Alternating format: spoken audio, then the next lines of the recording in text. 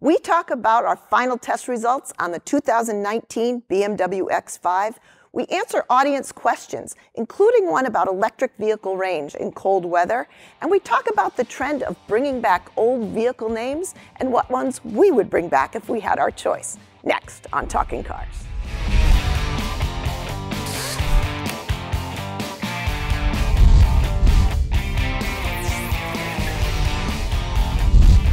Hi, and welcome to Talking Cars. I'm Jennifer Stockberger. I'm Mike Quincy. And I'm John Lincove. So we are back at the track, post-Detroit Auto Show, and ready to set into kind of our normal routine. We're going to start with news, and it actually is news that's kind of an expansion of the Detroit Auto Show, and it's this trend of resurrecting old car names into newer models. And we're not talking about ones that have continued, you know, Corollas and Cherokees, but ones that died off for a while and now they've brought back. For better, for worse. For better, for worse. So Ranger, Bronco, Supra, there was a bunch of them from Detroit. Blazer, Passport, Gladiator. John, why do you think this is a trend, a strategy to bring these back? Oh, goodness. They're running out of names. They don't want to do the Alfa Romeo, the Ford QX96 2B75. Well, it didn't work well for Lincoln. I mean, they changed all back those and things. forth, right. I mean, some of it's nostalgia. You know, these are names with a lot of equity, you know, the capital, if you will.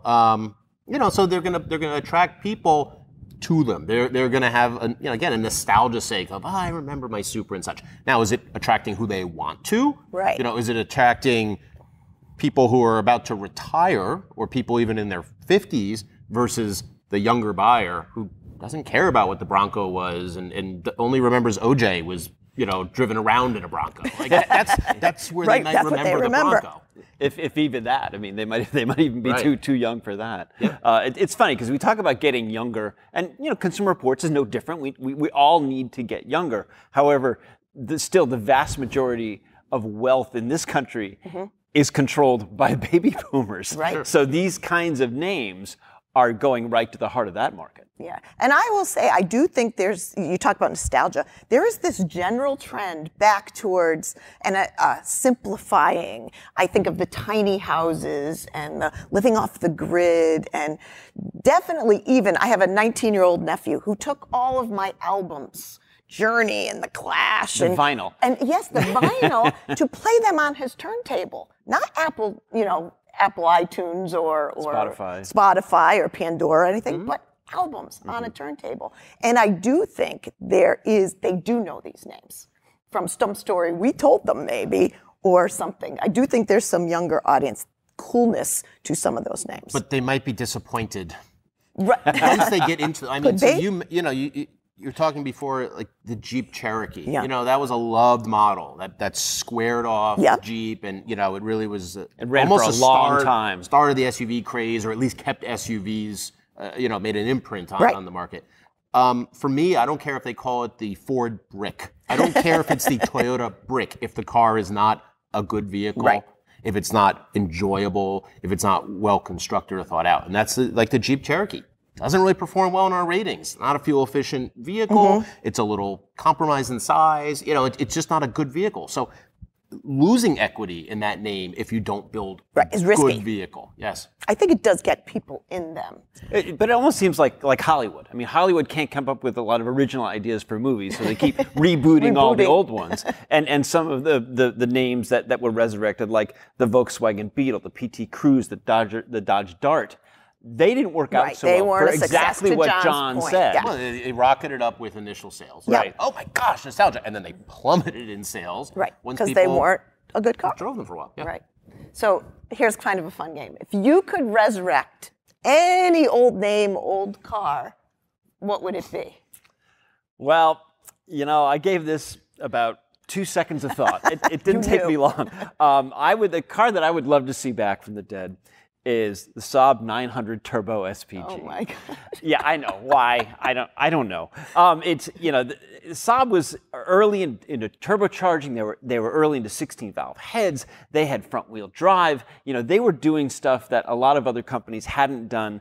I just love them. They're weird, they're quirky, they're different, and honestly, they were last sold in 1991, the SPG model, and it is totally my sob story. Oh my goodness, good one. You set him up That's for it. good. I did. I teed it up, and he just took it.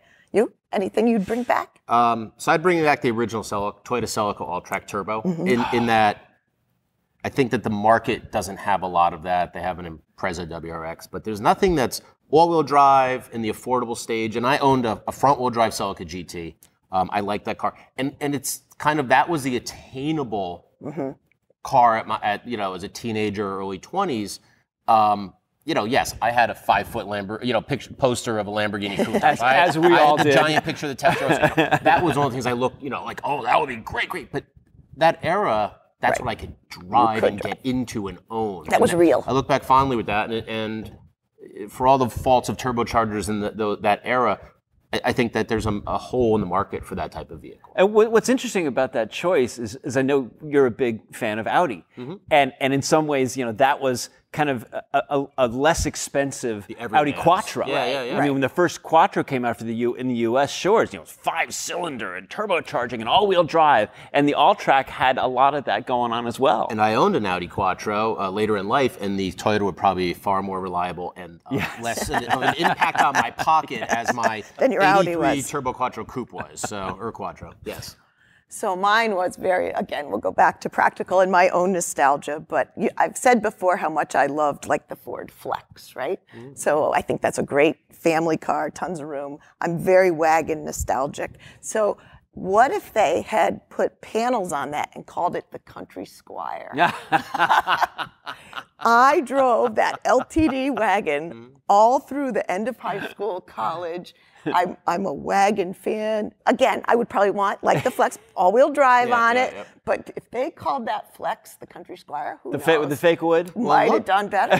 Look, this continue talk about the Jeep Grand Wagoneer coming back, and we all remember that, the wood panels on the side and, nostalgia. Whoever thought we'd be nostalgic for fake wood? Right. Me? So cool. All right, well, we got to get out of the past into the present. It was kind of fun, I'll admit. I enjoyed our little backup to our old days. Yeah. All right, so from the track, we have just kind of finished testing of the 2019 BMW X5. So obviously an important car for BMW. We all have I just had one chance to get in it, but I certainly have impressions. John, thoughts on the X5? Look, at $70,000, you expect it to be a really good vehicle. And it delivers. It delivers in the comfort, it delivers in the performance. What's interesting is BMW's kind of gotten a good balance with it. It was a very rough, sporty, Autobahn-ready model for previous generations, and this has again a great balance between ride comfort, performance. It's not a Porsche Cayenne off the block, from the start, but it rides a heck of a lot better. Yeah, very quiet. It's incredibly quiet. I mean, you drive down the road at 70 miles an hour in that vehicle, and you lower the window and you realize how quiet it is and how much wind noise and road noise it's keeping out.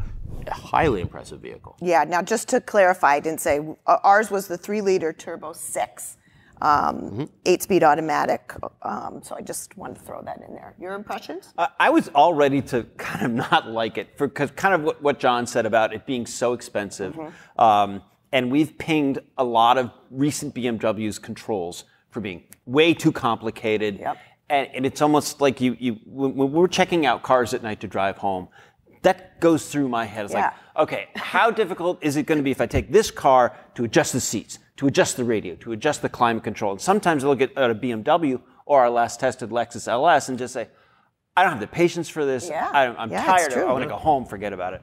But, and I don't want to repeat everything that John said, but I think he's 100% right. I like this car way more than I thought it was going to, because it's so quiet and comfortable. The controls are not ideal, but they're kind of, as we talked about, the best of the lousy systems.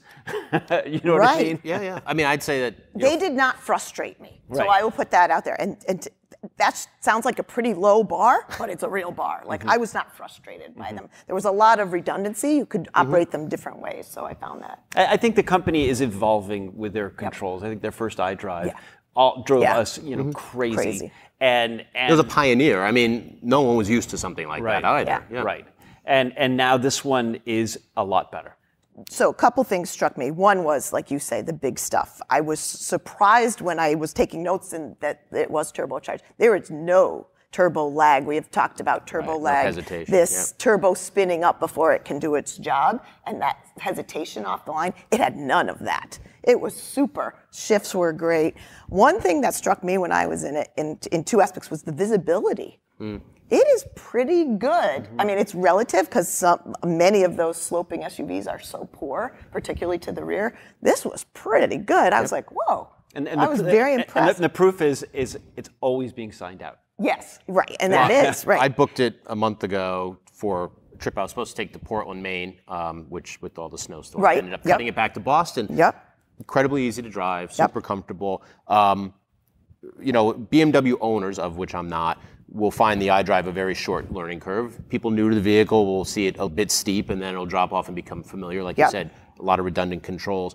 The screen is huge, and the Apple CarPlay integration is fantastic. Right. Wireless. Wireless. Yeah. Takes a little getting used to, but you could charge the phone, but you can connect to CarPlay. Waze is like, I think it's about this big, so it's easy. But with the redundant controls, you can scroll your radio stations or your XM stations or your, whatever music you're running, from Spotify, for example, without disturbing that screen. And a lot of other ones, you have to go into the screen, change it, go back to Waze. No, it's really well done. It's really well done. Well, one other thing, the optional, we bought a premium package on ours, which drove the price up a little bit, but it had this amazing, I integrated into the visibility, heads-up display.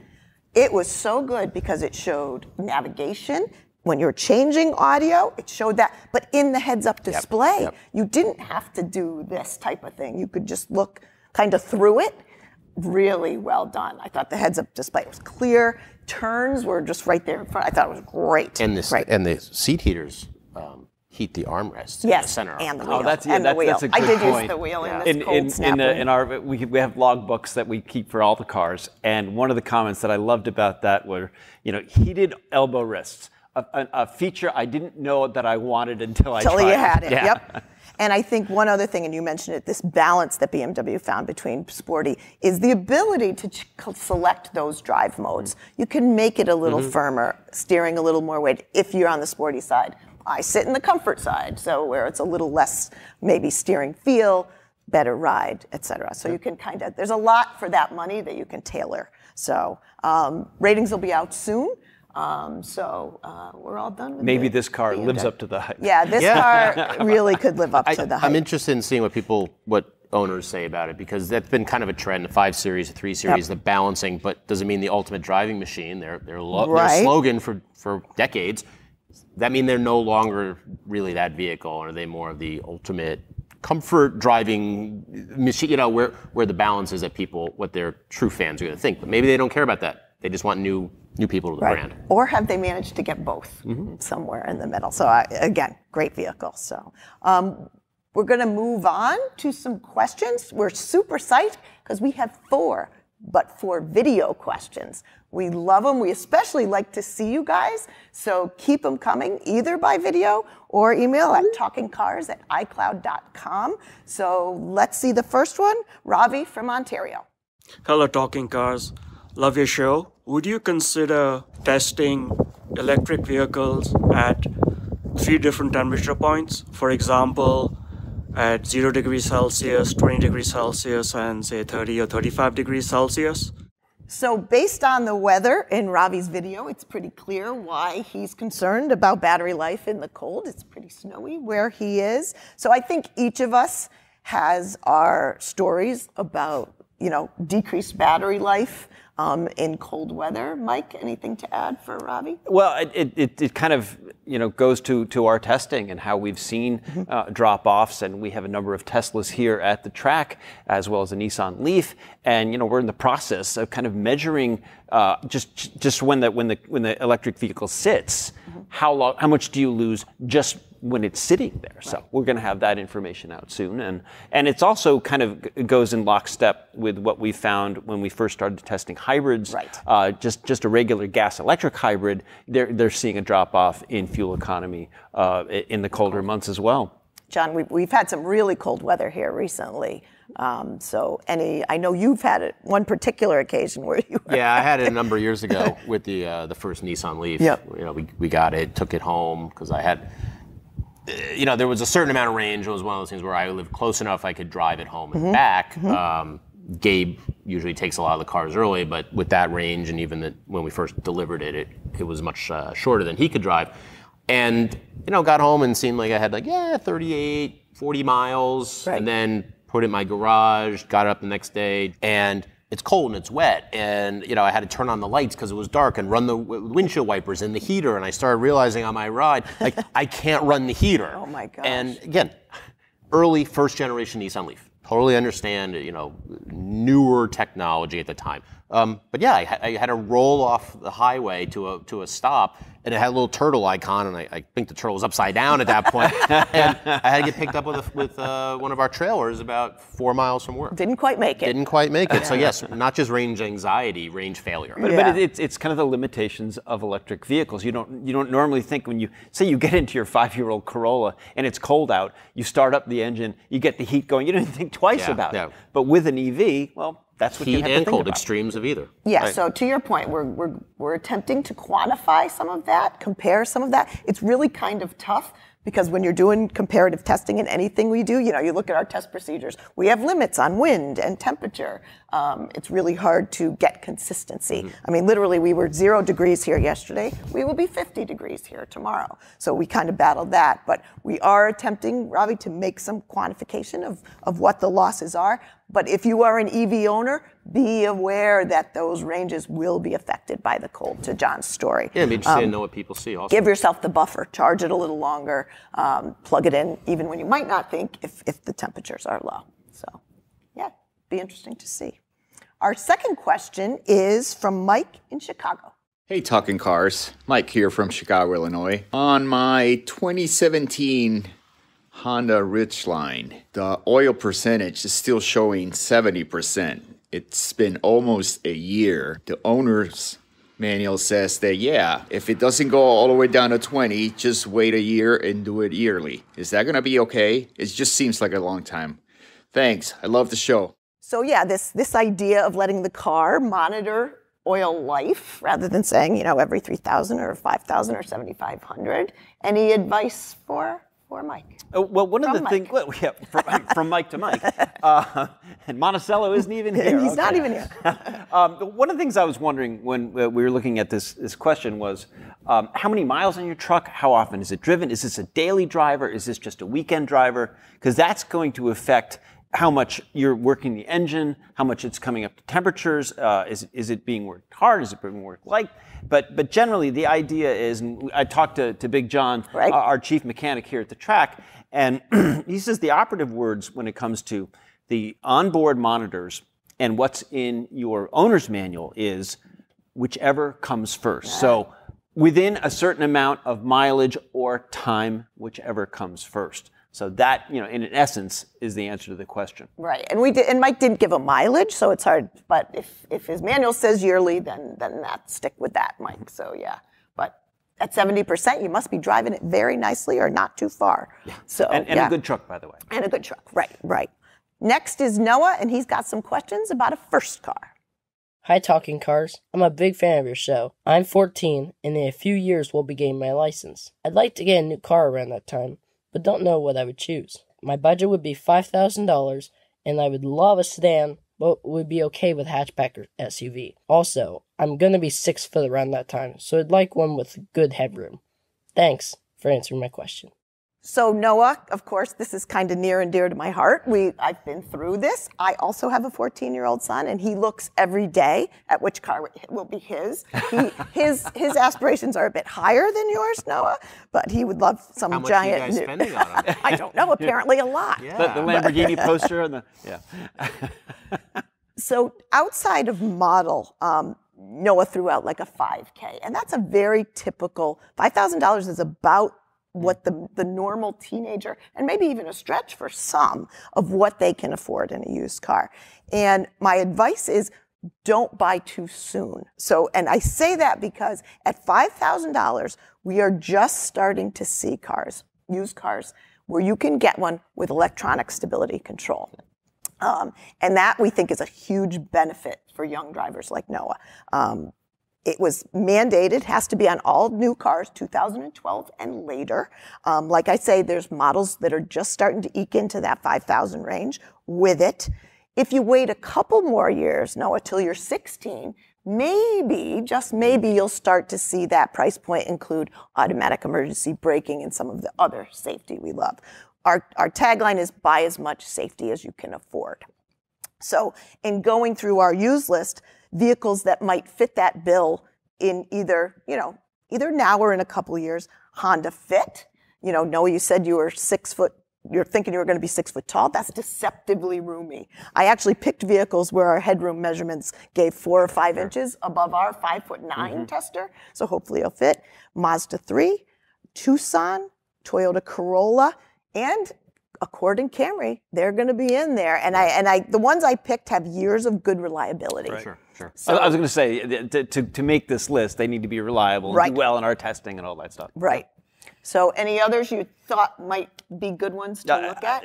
I actually took a peek at your notes before we started, and those really were the ones to pick. I find it interesting that as automotive safety evolves, we began by saying years ago, make sure you get your car with anti-lock brakes. Right. And then it's make sure you get a used car with stability control. And now we're getting to forward collision warning and automatic emergency braking, which, just as a side note, it means that cars are getting so much better than they used to be. And this is the kind of the thing that you need to look for as a used car buyer. And the trickle down.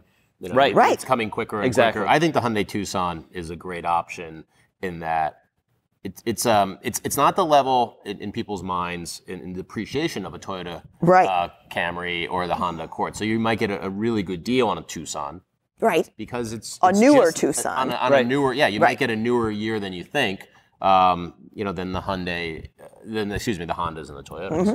Yeah, you can get an older Honda or Toyota, but you might get a newer Tucson for the same money. So Noah, we love that you're already thinking about this. Keep your tally for a couple years. Look for safety and enjoy. That'll be exciting to hear. I like that you can see in the future how tall he is. I know. So if he has some lottery numbers or maybe Super Bowl picks. Yeah. Maybe the doctor told him, we hope. There we go. So one last question we have, Sean from Pensacola. Hey, Talking Cars. I hope you're having a good morning. Longtime listener, love the show. I currently drive a 2009 Toyota Highlander, 6-cylinder. Love the car, but it is getting kind of long in the tooth, what with 185,421 miles. Love the car, but it's time for me to replace it. I'd like to either get a hybrid Highlander, 2012 model or newer, or a little more money, a hybrid Volvo XC90. I don't know what the reliability is on the Volvo, but I know Toyota, the Highlander in particular, has a stellar reliability. So Sean is looking to replace his venerable Highlander. His question drew some very clear emotions, particularly from you, John. Advice for Sean? So look, I would stay away from the Volvo XC90 hybrid. In our reliability survey data, we've seen a lot of troubles, particularly with the electronics or the touchscreen and stuff like that. I actually have a friend who bought a first year or maybe a second year XC90 non-hybrid, and it was in the shop so often he was given a Land Rover to drive as the service vehicle, so to speak, and it was more reliable. And he had it for a longer time, right? And that's From the Volvo not the dealer? Land Rover reputation. I mean, the Highlander itself is a great vehicle. If it's served you well, stick with it. And stay with the regular one, in my opinion, because the V6 with the 8-speed automatic gets really good fuel economy. I wouldn't even move up to a hybrid because you're going to be spending a lot of money for that hybrid, and then a couple miles per gallon difference in fuel economy, you're going to take a long time to pay that difference off. Yeah, unless unless he has a short commute, the hybrid might show some benefits. Sure, but sure. I agree with you. Yeah, well, the stop and go, is Right, the hybrid. that's what I mean. The hybrid If that's how benefits. Sean drives And sometimes mostly. people buy and drive hybrids not necessarily to save money, but just to be kinder to the environment. But I love this story because it reminded me of something that happened with my neighbor many years ago. He had a Lexus GS, and he just had it in his mind that the point of his life is like, I want a Mercedes-Benz S-Class. I can get a great used one, and what do you think? And I said, well, Jason, you're trading probably one of the most reliable vehicles in Consumer Reports survey for one of the least reliable vehicles in Consumer Reports survey. And but he had this bee in his bonnet. He got the S-Class, and probably in a month, absolutely regretted it. Yeah. And we've said before, if you love it, do it, but know at least you'll be housed with the information to know what your risks are. And this is a big jump from the Highlander in terms of reliability. And a lot of times we say, look, if you have that S-Class, if you have that Volvo, or something else that's expensive to repair and repair prone, then spend the money for the extended warranty. Now, we don't recommend getting a Highlander and getting the extended warranty. Right. You take that couple grand, bank it, and when you have a repair, you have money for it. Right. But it's gonna. The other bank is bankrupt, and there's potential of these other expensive vehicles to bankrupt you and keeping them on the road. Yeah. Like my old Quattro. Yeah. Not to mention the inconvenience of having to do it. So, well, that's all we've got. It's all about giving you the information to make your choice. As always, keep the questions coming. We love them. TalkingCars@iCloud.com. If you want any more information about the items we talked about today, see the show notes, and we'll see you next time.